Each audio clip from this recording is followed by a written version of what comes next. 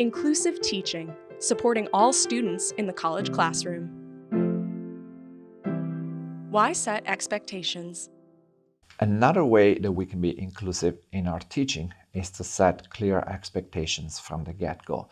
And this includes both expectations of learning goals as well as behavioral expectations. This is another place where I go back to my mantra of inclusive teaching is excellent teaching, because this is just a general strategy that is good for everybody. Decades of research show that students and humans, in fact, are more likely to get there where they know which way they're going. And so the importance of giving clear directions.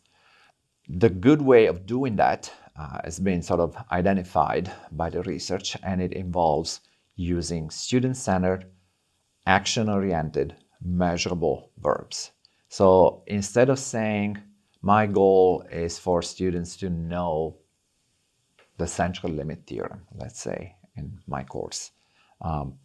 When I rephrase that to say, by the end of the course, you should be able to define the central limit theorem, prove the central limit theorem, apply the central limit theorem to solve certain kinds of problems, recognize the conditions under which the central limit theorem applies.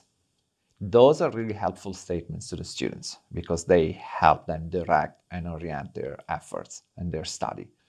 The second aspect of that is to establish behaviors that create a respectful climate.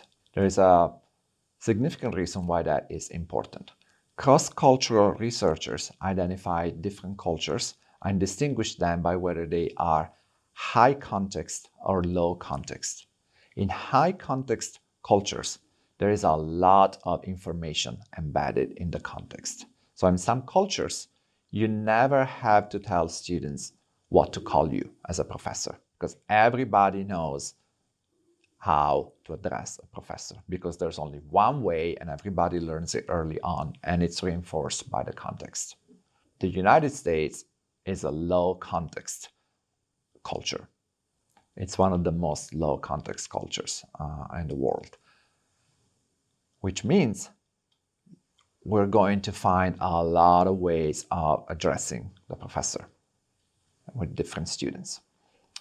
And so if we don't tell them, they will do whatever is more comfortable for them. And I know a lot of professors who feel disrespected when they are not addressed in the way that they feel is proper for the classroom setting. But students have no way of knowing because, again, different professors have told them before to just call me by my first name or anything like that.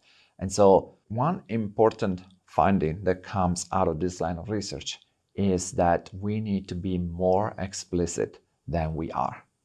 Everybody thinks they're already being explicit, but we are not good judges, it turns out, of how explicit we've been to our students and how helpful our instructions have been. So I always tell people to back it up and go 1 or 2 levels deeper in terms of how manifest they make their expectations to the students.